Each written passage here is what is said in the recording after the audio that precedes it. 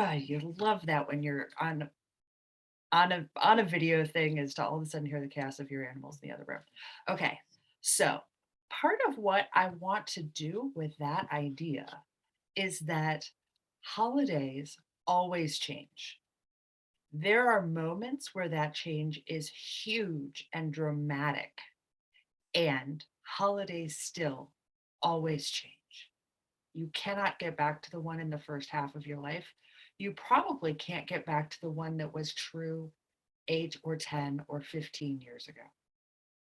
And so the fact that through your grief, you are again revising your holidays is okay. It might be different, it might be dramatic, it might hurt in ways that you didn't anticipate, but it is okay that that holiday is still always in evolution. So what we're going to do right now is we're going to take a few minutes and we are going to talk about some things that I feel are important as you look at revising your holidays in grief, and hopefully provide a little bit of inspiration that will help you see and imagine things that serve you really well. So the first thing, and the first Denise had a really interesting point about thinking about the language that we use. And I loved some of her examples, and I want to offer one to the group for consideration. And that is that people, in this case specifically women, are often told to like give yourself permission, and gives this very vibe of there is something that you don't have that you have to gift to yourself. I'd like to offer a different language for that, which is I have the authority to do the things I need to do in my life.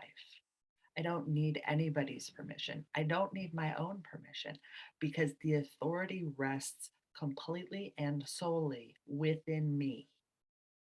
So I'm going to go ahead and do the things that I need to do and go from there. So, with that authority in mind, here's what I encourage for you. I encourage that you sit quietly someday when you are feeling emotionally neutral enough that it doesn't hurt to do it, and think about within a holiday, what is the part you actually care about, and protect and defend that.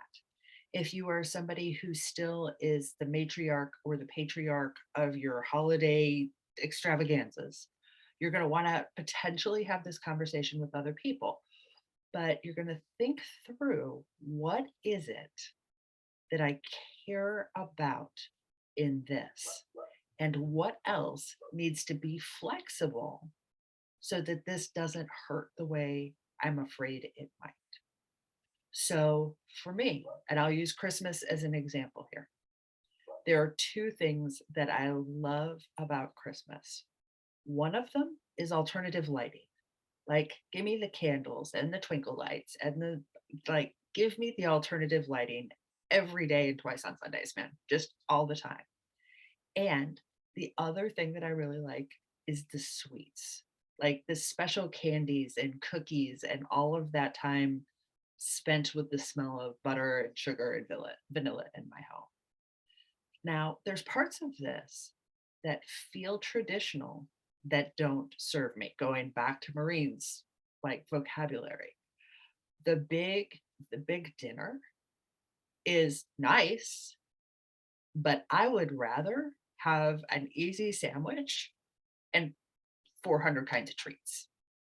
And so when I think about how I create a holiday that serves me, I think about the things that are important to me, or I think about the things that are important to the people that I share my first circle with, so that I can protect and emphasize and embellish on the things that we deeply care about.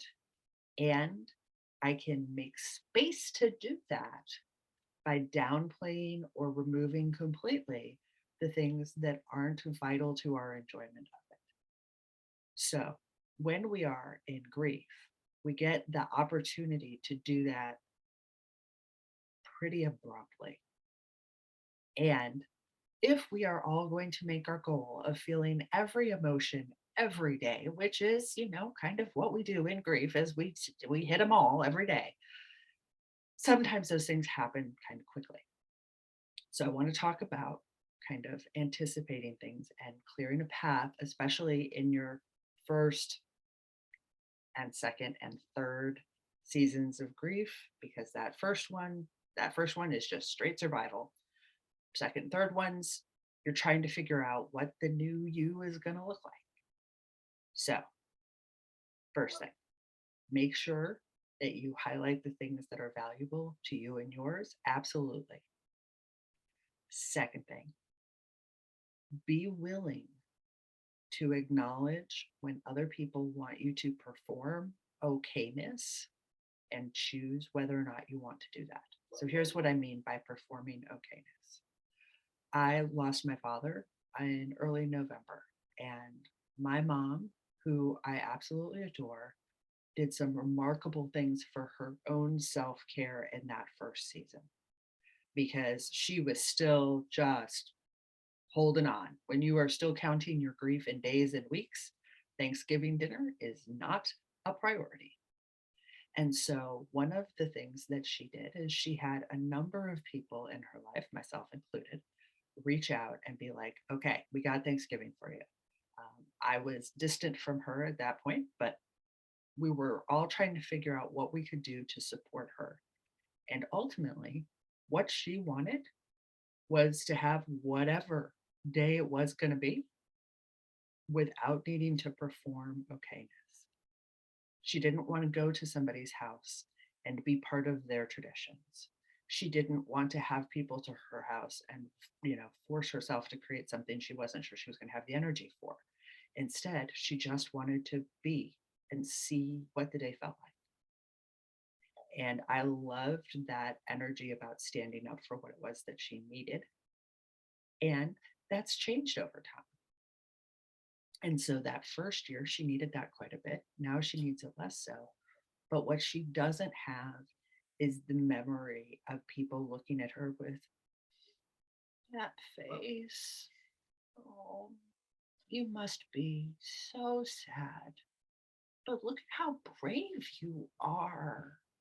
She didn't have that face in her memory from the friends who love her and care about her and genuinely only wanted what was best for her.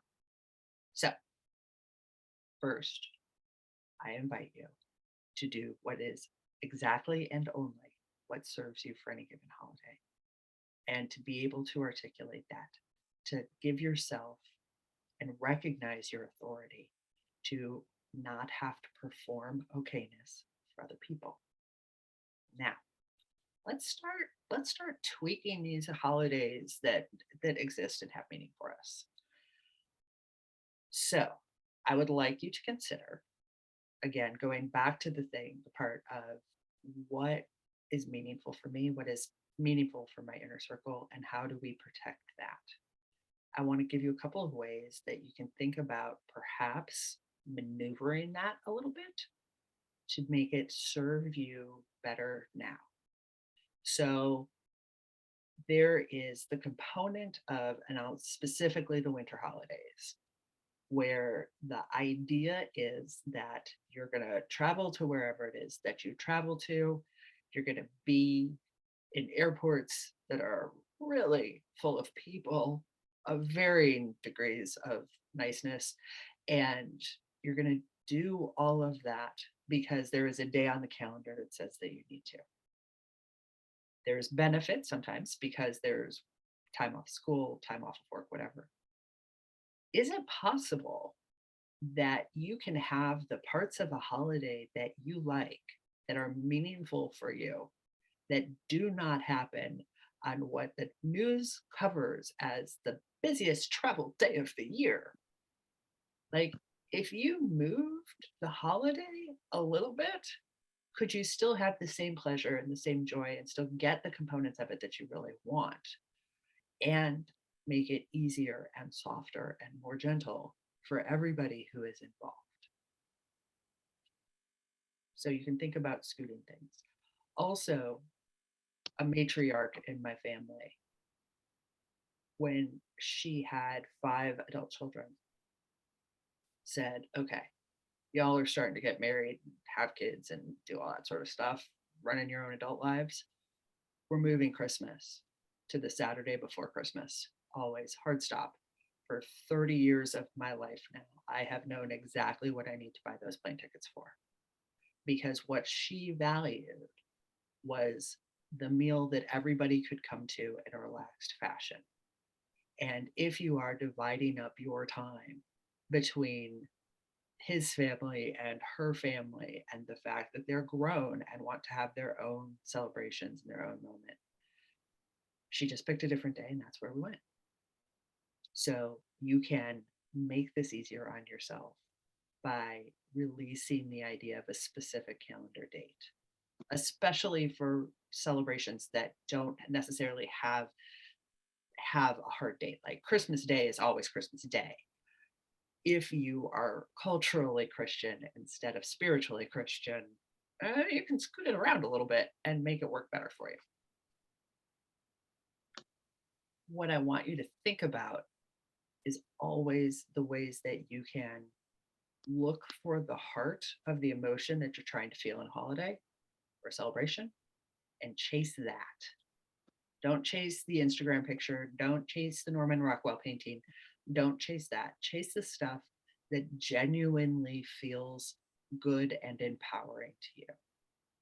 Maureen talked a little bit about the COVID time. And I will confess that Christmas of 2020 was incredibly difficult for me. I think it was for a lot of people. And what ended up feeling good for me that year were two things that I had never imagined before, but were the thing that served me that time. First is I had what I defined as a crow Christmas. And I don't know if any of you know a whole lot about crows, but here's the thing that they love. They love little sparkly things, just little, like, let it glint in the sunlight and give it a little shimmer. And they just think that stuff is great. And if you feed crows routinely, if you develop, you can like develop a relationship with crows. They can be little sky puppies. And when you do that, what you can end up with is a crow that will bring you gifts. And so, like, it'll see a pop top and be like, ah, Heather gives me peanuts. I'll give her a pop top. And we'll go ahead and do that, which is can be incredibly fun. The winter of 2020 was my crow Christmas. I did very little of the traditional holiday things because I felt very constrained. But everything that sparkled that I loved, I went ahead and got. If it delighted me, it was a go. If I wanted to make brownies at 2:30 in the morning because I couldn't sleep and I was distressed, I could do that because I recognized my authority to create the holiday in my house. The other thing, and for those of you who are going through a first season of loss, I lost my first husband 21 years ago almost now. And that was where I made this switch from working as a librarian basically to working within healthcare and with caregivers. And I didn't recognize this until December of 2020. There are 2 or maybe 3 episodes of MASH, the television show about the Korean War from the 1970s, early 80s. There are Christmas episodes of that. So if you are having a holiday season where the weight of joyfulness and giddiness and sparkle is too hard, go get yourself an episode of MASH for Christmas because they turn out to be very delightful in terms of getting to the anchor of what we're trying to feel, but doing it without this like overt 21st century American modern everything from Target all the time kind of moment. So here's where we're at so far. We're going to acknowledge that we have the authority to create the holiday that we need. We are going to choose the things that are meaningful to us within that holiday, because holidays always, always change. This year might be harder than most, but they always change, and that's okay. And now, for the last thing that I want to talk about a little bit is, oh, Denise, I almost forgot. So you and I talked in the podcast about how my first set of in-laws delivered the most magical Christmas uh, after my first mother-in-law passed. So that was in September of 19 is when she died. I'm so grateful she never had to see COVID at all. That Christmas, my sister-in-law, who took over the hosting for Christmas, put up two trees. She put up her own tree and she put up my mother-in-law's tree, fully decorated with all of the little tchotchkes and knickknacks and all that sort of stuff underneath the tree. And so we had Christmas. We did the food, we did the presents, we did the general merriment, all of that sort of thing. And at the end of the day, my sister-in-law said, okay, here's all of my stuff. Take what you want, whatever it is you want. And the rest of it's going to go away. She wasn't real clear about how it was going to go away, but this was our chance. And so we looked at the tree and we had conversation and we shared memories and we laughed and we negotiated as a family about what it was that we wanted to have, what it was that never made sense to us, the things that we saw that were valuable to other people, and got to hear the stories about why. And we all came away with the ornaments that we wanted and the decorations that we wanted, and the rest went away.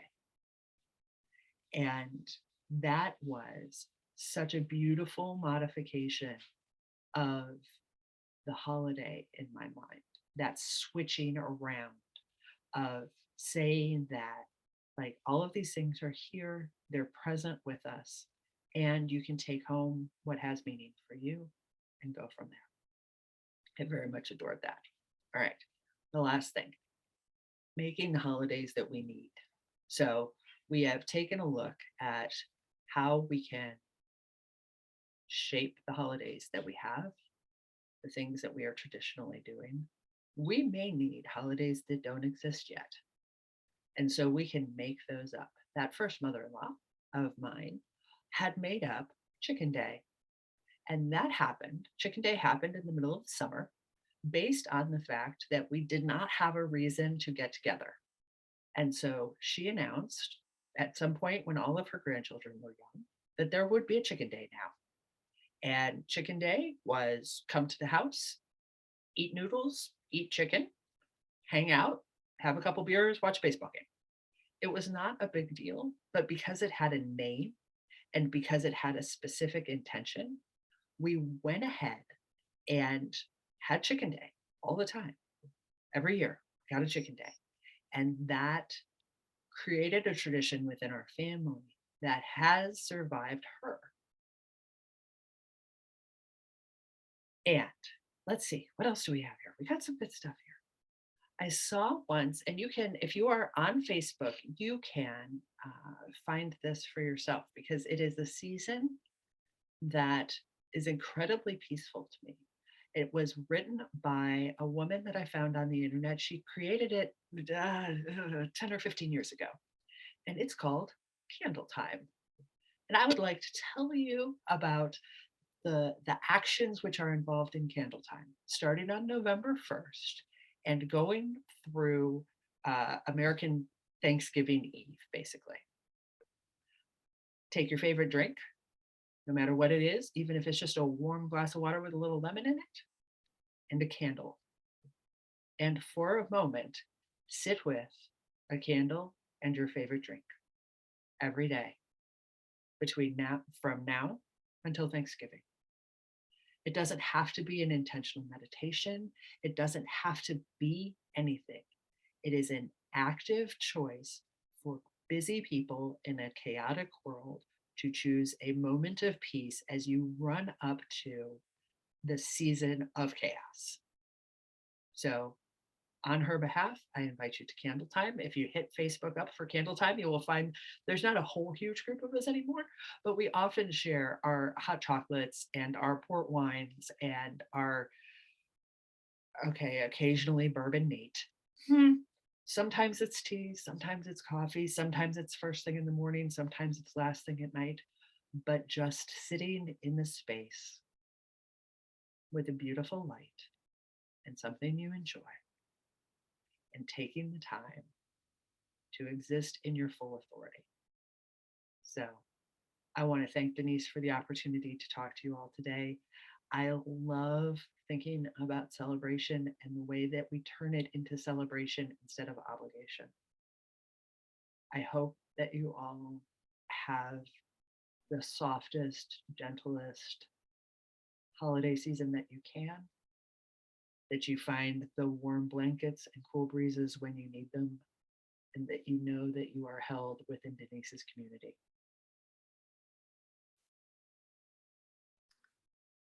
Thank you, Heather. I just wondered, how will you celebrate Thanksgiving this year, which is the one that's coming up? So, what I do for Thanksgiving now, my mom lives closer to me, and we do an orphans Thanksgiving. So, I am intentional about looking around in my circle of friends for people who don't have the time or energy or money to travel and host a frankly quite bizarre Thanksgiving at my house because I eat everything. My husband is vegan. We've got all kinds of, as soon as I get this group together, we are basically limited to water and air. So it's a big meal that everybody picks at. That sounds lovely. I love this idea of really thinking about what Maureen said earlier, which is how can I serve myself? And you've turned Thanksgiving into how can I serve others? Well, yeah, and especially because I do enjoy like a big day of cooking and that sort of thing. Um, I also really like making sure that I am well fed myself first. And so often I'm trying to find the link for Candle Time too. Um, so often what I am doing first before I get to feeding everybody else is my breakfast is on Thanksgiving Day is baked brie and apple and warm bread because I am gonna, if I'm gonna spend the whole day eating, I'm gonna do it up. I love that. I love that we can choose when the holiday starts as well. Oh, absolutely. Okay, Heather, thank you so much. Thank you My so pleasure. much. My pleasure. Okay, so I think if you stop your recording,